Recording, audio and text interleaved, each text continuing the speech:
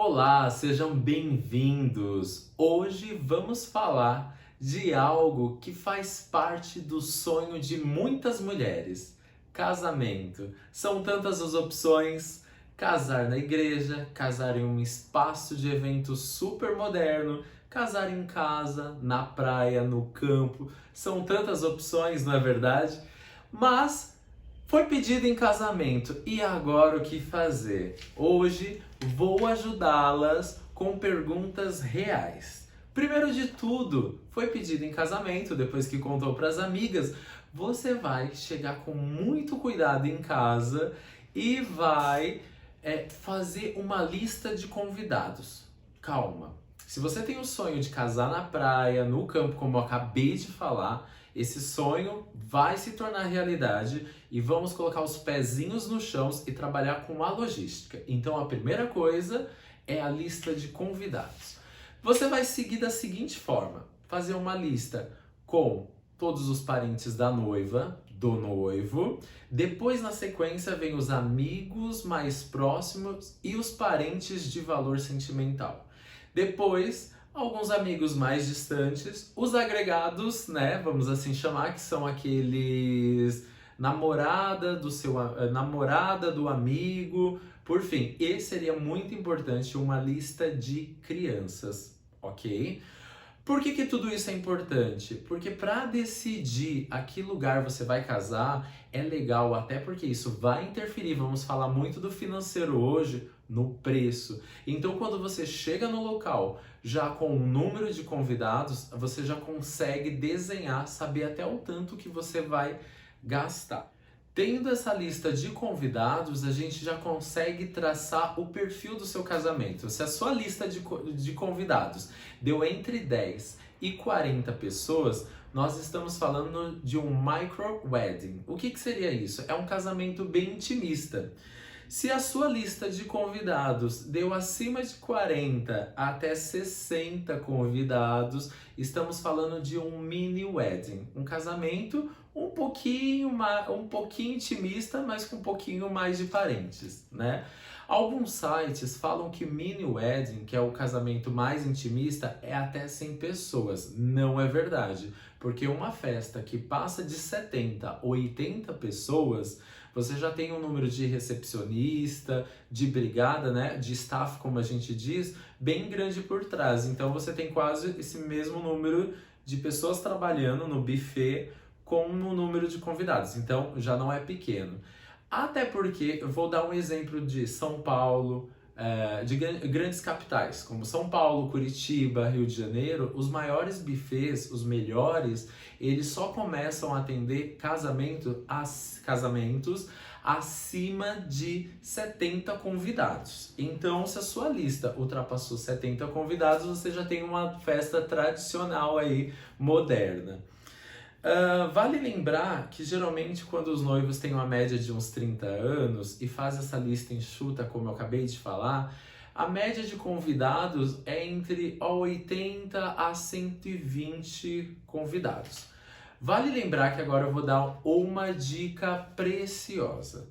Geralmente, se você não optou pela praia e sim um buffet, um espaço de evento nessas capitais, igual eu acabei de falar, às vezes o preço entre 80 convidados até 120 não muda muito. Por quê? Porque para se fazer esse evento já tem um custo um pouquinho alto. Então, às vezes, vale aí negociar um pouquinho, porque você vai sentir que de 80 até 120 convidados o preço não muda muito.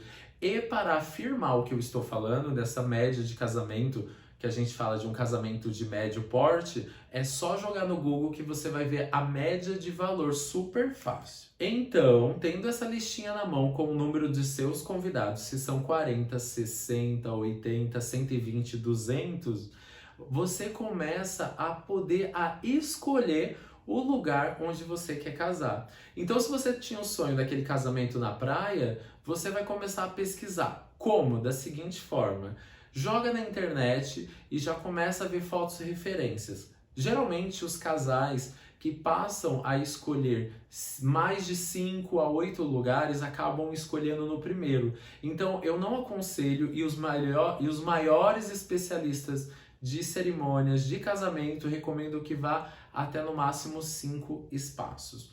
Uma coisa que é super interessante é, se você conseguir agendar que você vá nesses espaços 2 por dia ou conseguir fazer até 3 no mesmo dia, vou dar um exemplo super básico, porque quando você vai, você acaba conseguindo, como se fosse o preço, verificar banana com banana, deu para entender? Você consegue ver se aquele lugar realmente vale, comporta o número dos convidados que você tem. A religião de vocês é muito importante nesse momento.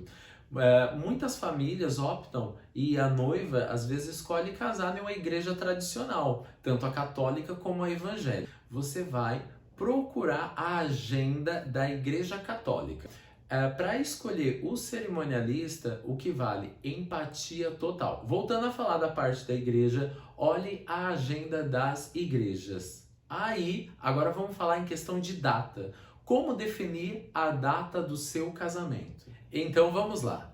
Como escolher a data do seu casamento? Algumas pessoas optam apenas pelo sábado. Saiba que isso é algo bem antigo, na verdade. As pessoas agora podem casar tranquilamente numa quinta-feira, sexta, sábado ou domingo. Agora, como escolher a data? Vale lembrar uma informação super importante. Você já ouviu falar em licença casamento? O artigo 473 da lei estabelece que, em virtude, o trabalhador poderá deixar de comparecer ao trabalho sem perder ou ter nenhum prejuízo no seu financeiro. E quantos dias o noivo e a noiva têm direito? 3 dias de licença gala ou licença matrimônio, licença casamento, que é contado apenas nos dias úteis. Então, por exemplo, se a noiva casou numa sexta-feira e não trabalha sábado e domingo, é contado segunda, terça e quarta-feira. Outra coisa super importante é conseguir fazer uma consignação, pegar um banco de horas, de folgas, ou tentar ajustar que o noivo e a noiva, caso trabalham registrado pelo CLT, pegar o período de férias. Aí eles podem curtir e sair em lua de mel. Agora a gente vai falar da parte legal desse casamento. A parte legal que eu tô falando é na parte jurídica. Vamos lá. A igreja do seu sonho, o seu pastor, o seu padre está disponível, ok. Você fechou sua festa num lugar incrível, ok. Agora você vai ter que partir para o cartório. Primeiro passo, não adianta ir antes, tá? É interessante que vá com 90 dias, levando os documentos, comprovante de residência, carteira de identidade e certidão de nascimento atualizada. Caso não tenha certidão de nascimento atualizada, você precisa ir no cartório com 90 dias, porque esse é o período exato que se precisa para poder puxar a sua certidão de nascimento, se você já é casada ou casado com outra pessoa, já foi, se o estado da certidão está atualizado. Depois, você retornará com 60 dias. Com 60 e 30 dias, aí a gente começa a falar de marcar oficialmente o casamento civil. Vale lembrar que no dia tem que levar a noiva, né? Tem que levar o noivo, né? Vai que ele não queira casar, isso é importante. E mais 2 testemunhas, que essas 2 testemunhas vão estar no seu casamento para estar assinando no dia. Vamos lembrar que, como eu escolho o cartório? Primeiro, você tem que colocar pelo seu comprovante de residência, buscar o cartório mais próximo.